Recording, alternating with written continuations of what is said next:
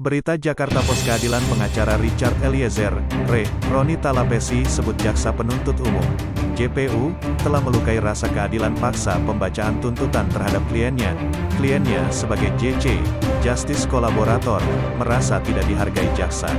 Kami punya pandangan sendiri, bahwa sejak awal klien kami tidak punya niat melakukan penembakan terhadap Yosua. Ini sudah terungkap di persidangan. Seperti teman-teman media saksikan bahwa saksi-saksi tidak memberatkan Richard Eliezer.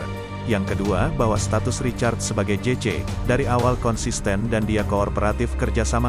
Kami pikir bahwa status dia sebagai JC tidak diperhatikan, tidak dilihat oleh JPU. Katanya usai sidang di Pengadilan Negeri Jakarta Selatan, Rabu, tanggal 18 Januari tahun 2023. Kami berharap, Majelis Hakim sebagai wakil Tuhan bisa memberi keadilan terhadap Richard Eliezer. Sebagai JC klien kami sudah mengungkap dan mengatakan kejujuran, tukasnya. Seperti diketahui, beberapa hari sebelumnya LPSK, Lembaga Perlindungan Saksi dan Korban, telah beri rekomendasinya kepada jaksa, agar Ray dituntut seringan-ringannya. Tetapi fakta persidangan, jaksa, mengabaikan rekor tersebut.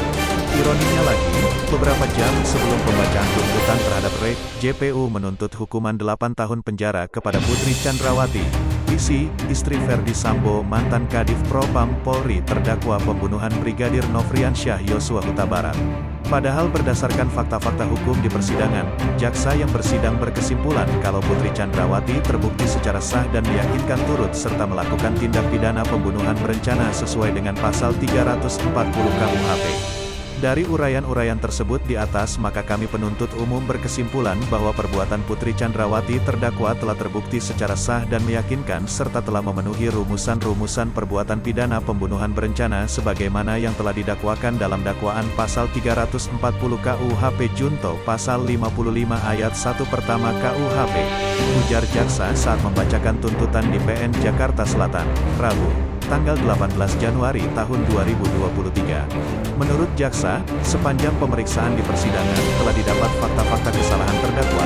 Kemudian dari fakta-fakta tersebut tidak terdapat adanya hal-hal yang dapat membebaskan terdakwa dari pertanggungjawaban pidana ataupun tidak ditemukan adanya alasan-alasan pemaaf maupun alasan-alasan pembenar atas perbuatan terdakwa.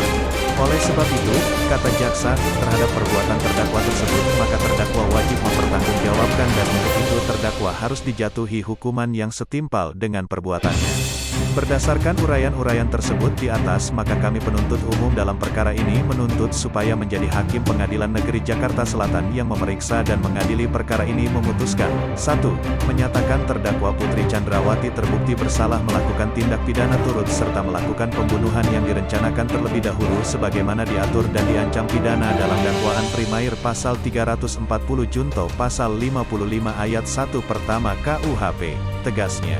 Namun saat pembacaan tuntutan menjatuhkan pidana terhadap terdakwa PC dengan pidana penjara selama 8 tahun, membuat banyak masyarakat terheran dan kecewa, terlebih pihak keluarga almarhum Yosua, sempat terjadi kegaduhan di persidangan. Bagaimana tidak, PC lah tertuduh sebagai pemicu dan atau otak kejadian yang mengakibatkan hilangnya nyawa korban Nofriansyah Yosua Huta Barat dan duka yang mendalam bagi keluarganya. Selain itu, PC berbelit-belit dan tidak mengakui perbuatannya dalam memberikan keterangan di persidangan, dan terdakwa PC tidak menyesali perbuatannya. Akibat perbuatan terdakwa menimbulkan keresahan dan kegaduhan yang meluas di masyarakat, ujar jaksa di persidangan.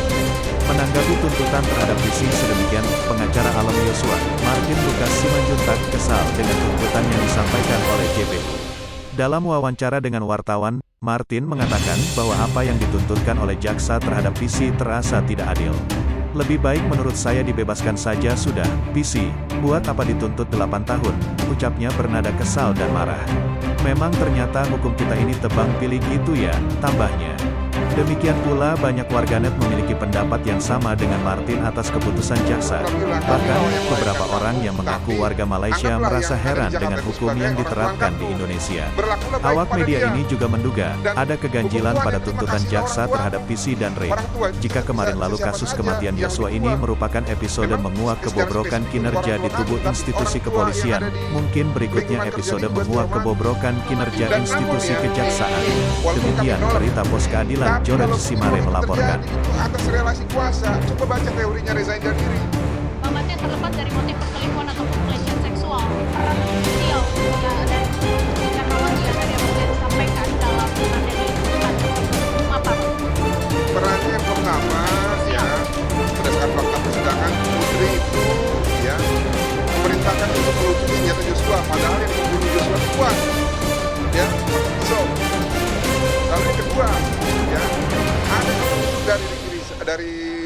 Richard Eliezer yang mengatakan ya bahwa sudah ada perintah pembunuh pada saat sebelum di Duren 3 atau di Saguling, yaitu ingin menabrakkan mobil ke bagian samping di jalan tol.